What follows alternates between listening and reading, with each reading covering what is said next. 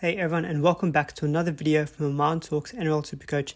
Slightly different setup here. Hopefully the quality is okay. You can hear me just fine. But in today's video, I'm going to go through a bit of a trials recap and just my general thoughts around some players and teams that I might have a changed opinion on. I'm not going to go through every team, but I'm just going to go through kind of my more general thoughts around more specific players and teams that I thought there were some interesting points that we could maybe take out of the trial. So if you do enjoy the video, really appreciate a thumbs up. Do please consider subscribing to the channel if you haven't already, and let's get straight into it. So starting off, I wanted to talk about the Parramatta Eels. So I kind of overlooked how good their early draw is, and they had a really nice performance against the Panthers in the trial as well, winning 36-0. And so that really did pique my interest, and I overlooked how good the draw was, as I mentioned. Apart from the Storm in round 3, it's a pretty nice run of games in the first 8 rounds.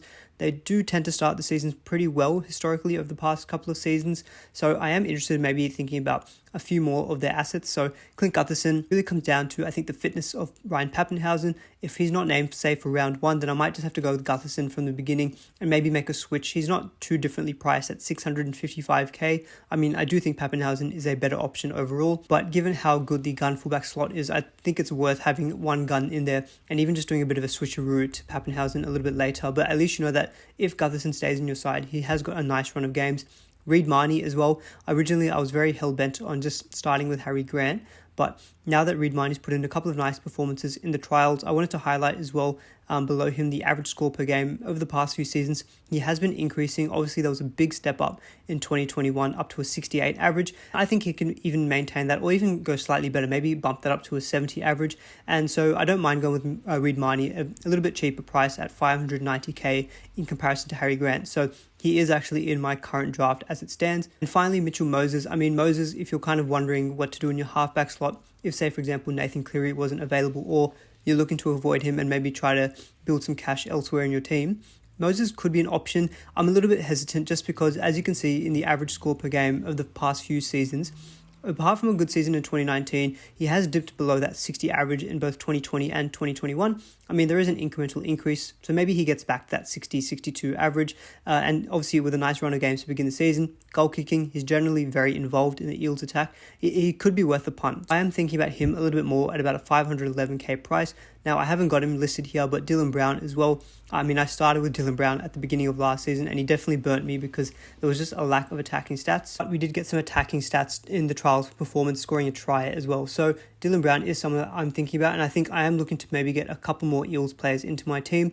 Obviously, guys like Will Penasini are probably going to be locked in there, and maybe if Sean Russell gets that starting left wing spot, the Eels do like to attack down their left, so I think him at about 268k from memory, I think he could be a nice pickup as well from the Eels. So next up, the Dragons. Now, I think the Dragons, I was quite off them just because they had a really tough run to begin the season, and you can see there, they've got the Panthers, the Eels, the Rabbitohs, and the Roosters all in the first 8 games of the season.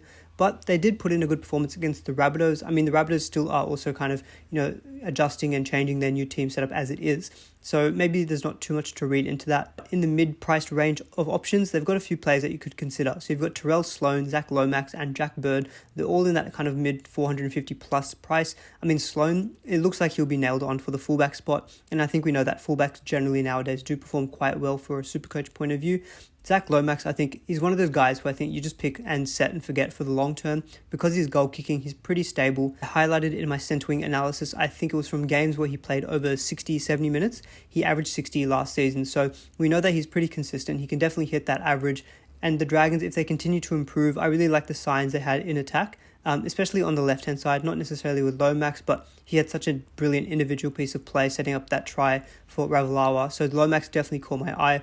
And Jack Bird looks like he is going to be starting in the back row for them as well. If he gets some decent minutes, he's got a pretty Supercoach friendly game, likes to offload, maybe could get some attacking stats. He did score a try in that trials as well. So yeah, these three really did like the look of them. If you wanted to go cheaper, maybe you can consider a Cody Ramsey on the left wing. He looks like he's bulked up a little bit, just slightly different haircut to what he had last season as well. So the Dragons, a team that I wasn't really considering, I'm definitely a lot higher now on some of their assets. So next up is the Storm. I mean, we know that the Storm are such a juggernaut, and we're going to probably predict that they're going to have another good season, I think, in 2021.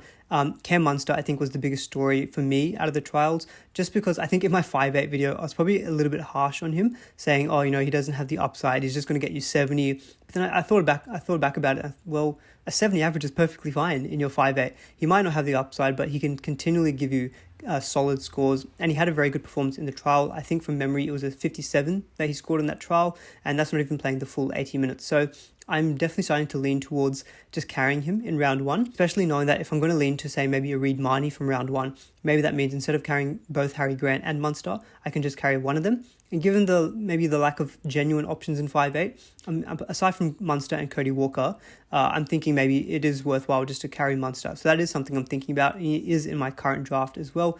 I mean, he will come back to a tougher matchup in the Rabbitohs and the Eels, but the Storm are that good, and you know that Munster is a long-term pick anyway, and the run of games from round 4 is pretty nice as well. So I don't mind maybe starting with him, saving the trade, and just carrying him in round 1. Brandon Smith, we know now that he is going to be available to play in round 1. He had a suspension, I think it was allocated to the All-Stars game or something like that, but he's free to play for round 1. So he's someone that we could look at potentially getting some attacking stats. He is pretty expensive at 596k, and I am a little bit wary that he did score quite a few tries last season. I'm just not sure how sustainable it is, although that did burn me last season not going for him. I think if you've got the confidence that he can match that, I think he's a great pick. You know, dual flexible, got second row forward and hooker flexibility, so that can be really helpful at the beginning of the season. And in regards to the attacking stats, look, the Storm are that good of a team. I think they can get those attacking stats. I personally don't think I will be starting with Brandon Smith, but it is appealing that he will play in the Tigers matchup. So there could be some attacking stats on offer for Smith. So he could make you some early coin as well. Personally, I'm not probably leaning towards getting him, but I do think that I maybe need to rethink that a little bit more as well. So the next team that I kind of wanted to discuss was the Sharks. So the Sharks, obviously a bit of a new look outfit with them. They've got quite a few new players in there. And obviously the big one is Nicho Hynes playing in the halves and goal kicking by the look of it. Now, Braden Trindle has been suspended for the first 2 rounds, I think it is, and now he's a pretty good goal kicker himself. So maybe if he does come back into that starting 17, maybe Hynes does lose the goal kicking. There were some good signs for Hynes. I mean, it was a pretty easy matchup against the Bulldogs, who did not look good themselves. So maybe I don't want to read too much into it, but the fact that he's goal kicking looks like he'll still be heavily involved in the attack. I'm starting to think, even if Pappenhausen was out for round 1, maybe you can carry Hynes in round 1 in your fullback slot. And given the fact that he's got halfback and fullback flexibility, you can switch him up to halfback whenever you actually do want to get in your gun fullback like a Pappenhausen. So that's something I've thought about, because the first 3 rounds for the Sharks not that bad. The Raiders, the Eels and the Dragons. And then even after that, Knights and West Tigers. So the first 5 overall is not bad. 6 and 7 do get a little bit tougher, but from round 8 and round 9 onwards, the Sharks do go on a nice run. So Hynes could be someone who maybe kickstart your season, maybe dip out when they've got the tough matchups, and maybe you look to bring back in, or maybe just consider carrying him. And I did like some of the combinations that he was having as well. I think Brenton Nakora is someone in the preseason has caught a lot of interest. Now, I did some stats analysis on him. So in 65-minute plus games that he played in last season, he had a base power average of 52.8, so call it 53. And he's priced at an average of 55. And so, I think there potentially could be some value there if he does get a consistent run of games, playing more than 70 minutes. So Nakora is someone I'm also thinking about. I think is around 480k. Correct me if I'm wrong. Can't remember from memory. But Nakora could be someone that you could consider as well, being the fact that he is a forward. The draw doesn't matter as much, but maybe there could be some chance for attacking upside in those easier fixtures. So yeah, overall, I think the Sharks, they're probably in for a pretty decent season. I think Hynes and Nakora are good options. And so yeah, I'm definitely starting to think about them a little bit more than I had in my original preseason team. So next up are the Raiders. They had a win over the Sea Eagles in their second trial match. I mean, it was played in a bit of a deluge. There was a heavy rainfall. They actually have a pretty decent run of games for the first 3 rounds, the Sharks, Cowboys, and then the Titans. It does toughen up again from rounds 4 and 5, and then they've got the Panthers in round 7. So it's a bit of a mixed bag in terms of fixtures for the Raiders. Now, I think I don't overly have too much appeal by most of their players. I mean, the forwards, I think Tapine is probably the one that I'd go for. As you can see in the couple of charts below him, the minutes fluctuated a lot over the past 3 seasons, 44, 57, and then 41. But the PPM has been increasing, 0.82 to 0.89, 1.09, and a massive increase to 1.35. So he has got a very good work rate. That does seem to be improving. Now, I'm not suspecting that he would increase that PPM again, but even if he maintains that, and if the minutes go up, even just say 5-10 minutes, that would be ideal if he is starting at prop. Problem with the Raiders, though, is that the forward rotation, it's so hard to predict Ricky Stewart, but he is at a cheap price. If you are looking to take money out of your front row forward, maybe you can start with the Tapine. He has got some attacking upside as well. I think he scored 76 points, I want to say, in the trial in terms of SuperCoach points, so pretty good output there. Now, Jack Whiten also had a good game, but I have been burnt by Whiten in the past. And you can see, just historically, I don't really think those averages really entail a solid SuperCoach option. 56, 53, 58, and then 47. I just don't feasibly see like a massive increase to say like 60 plus. So even though he looked good in the trials, I probably wouldn't look to get Whiten.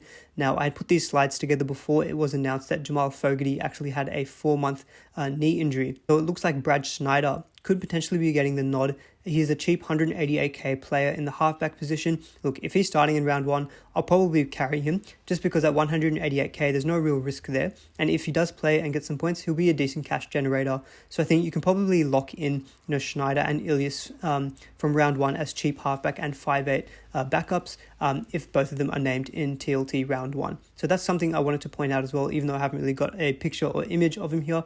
Truth be told, I haven't really seen the guy play, but if you head over to my Twitter, SuperCoach Guns did a very nice analysis where it seems like he's got pretty decent base, and apparently he can also goal kick. Maybe he can goal kick as well. That would definitely be very appealing. So that's kind of my general thoughts on the Raiders options that I would maybe consider. So the Cowboys, I put a Twitter thread out as well. If you haven't, do check out my Twitter, just because I was doing some random thoughts around trials. So I wanted to speak about the Cowboys as well, just because there's a few kind of mid-range options, especially in the forwards that we might want to look at. Now, the draw for the Cowboys actually is very nice for the first 8 rounds. Only got the Roosters and the Eels as tough matchups. Apart from that, pretty nice fixtures. I guess the downside is that the Cowboys, many people are expecting them to have a pretty difficult season. So how much can you trust them? But I think that's more reliant on, say, the attacking players. For forwards, I don't think it's as much of an issue. So the likes of Lukey, Tanua Brown, Ruben Cotter, Gilbert, and maybe even Nane as well, they could all be options. So what I've got here is the minutes from their most recent trial.